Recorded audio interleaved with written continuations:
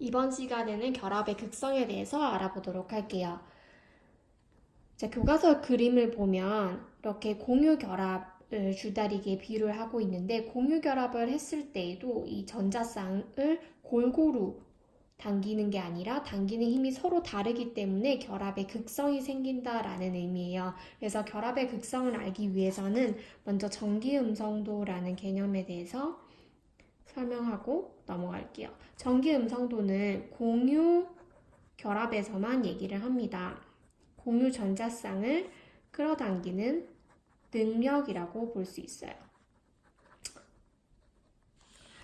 이 전기음성도는 정의한 과학자들이 여러 명이 있는데, 우리가 화학원에서 배우는 것은 폴링이라는 과학자가 정의한 것을 기준으로 삼을 거예요. 이 폴링이라는 사람은 플루오린을 4.0이라고 기준을 잡았을 때 나머지 원소들의 상대값을 수치로 표현을 했고요. 그 수치는 교과서 127쪽에 보면 이렇게 나와 있어요.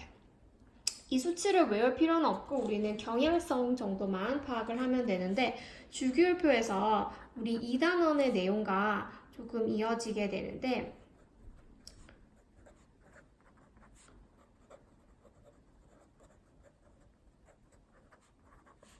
18쪽은 일단 공유 결합을 하지 않기 때문에 다루지 않고요. 이제 중요한 건 플루오린을 기준으로 하자라는 거예요. 자, 그러면 우리 같은 주기에서 한번 생각을 해볼게요. 같은 주기에서는 원자 번호가 커질수록 유효핵전화가 커지죠. 그래서 유효핵전화가 커지기 때문에 끌어당기는 능력이 커져요. 그래서 같은 주기에서는 플루오린 쪽, 즉 원자 번호가 커지는 쪽으로 갈수록 전기음성도가 커지고요. 그리고 같은 족에서 살펴보면 아래쪽으로 갈수록 껍질수가 증가하죠. 껍질수가 증가하면 전자쌍을 끌어당기는 능력이 약해지겠죠. 핵에서 멀어지니까. 그렇기 때문에 아래쪽으로 갈수록은 감소해요. 이 감소하는 걸 반대로 생각하면 위쪽으로 올라갈수록 커진다라고 볼 수 있겠죠. 그래서 전체적으로 봤을 때는 플루오린을 향해서 증가하는 경향성 한 가지만 기억을 하시면 돼요. 가장 큰 게 플루오린이고요. 이렇게 대각선 방향으로 갈수록 커진다라고 보시면 돼요. 자, 그러면 예시를 한번 들어볼게요. 수소 분자를 먼저 예시로 한번 들어볼게요. 자, 수소의 전기음성도는요 2.1이에요. 그러면 이 공유 전자쌍은 양쪽에서 당기는 힘이 그렇죠 동일하겠죠? 이런 경우에는 치우침이 없다라고 표현하고요. 앞으로는 극성이 없는, 즉 무극성 공유 결합이다라고 불러줄 거예요. 이번에는 플루오린과 수소를 예를 들어 볼게요. 플루오린은 원자과 전자가 7개, 그죠?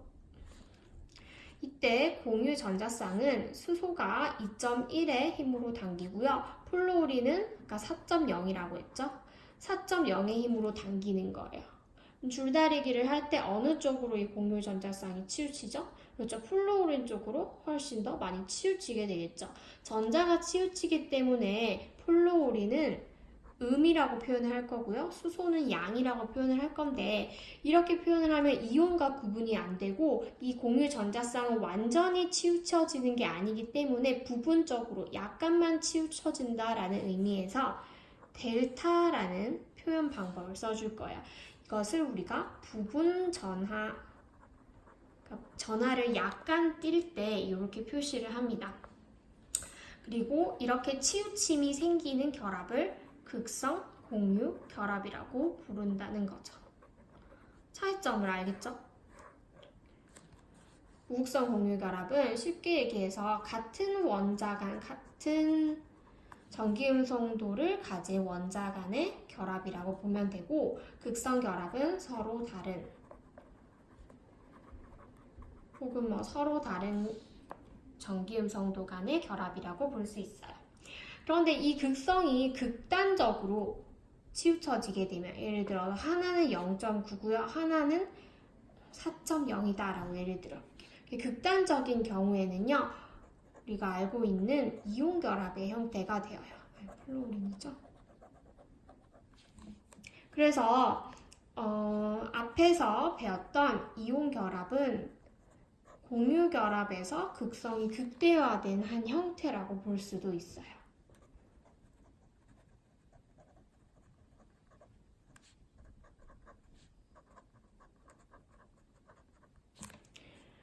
이 세 가지를 비교를 하면 전기음성도 차이가 매우 크고 전기음성도 차이가 없다라고 볼 수 있겠죠. 마지막으로 이 극성의 정도를 표현하는 쌍극자 모멘트 개념에 대해서만 설명을 할게요. 자, 쌍극자 모멘트는 뮤라는 기호로 표현을 하고요. 극성의 크기 나타낸다고 보시면 돼요. 어떻게 표현을 할 거냐면 화살표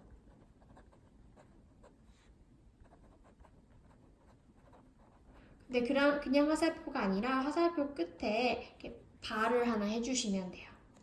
예시를 보면 금방 이해를 하실 건데 자, 아까 했던 H2 그리고 HF 다시 가지고 와볼게요.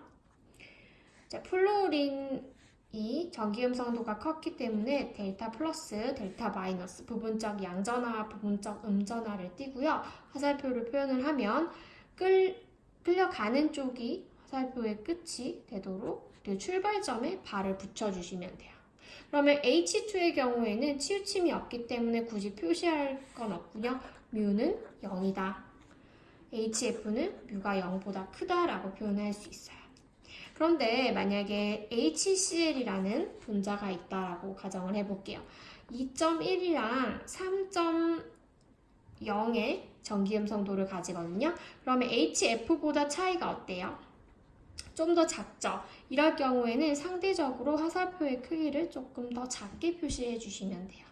이때에도 뮤는 0보다 크겠죠. 그래서 쌍극자 모멘트의 크기를 화살표의 크기로도 표현을 할 수 있다라는 것까지 숙지해 오시면 될 것 같습니다.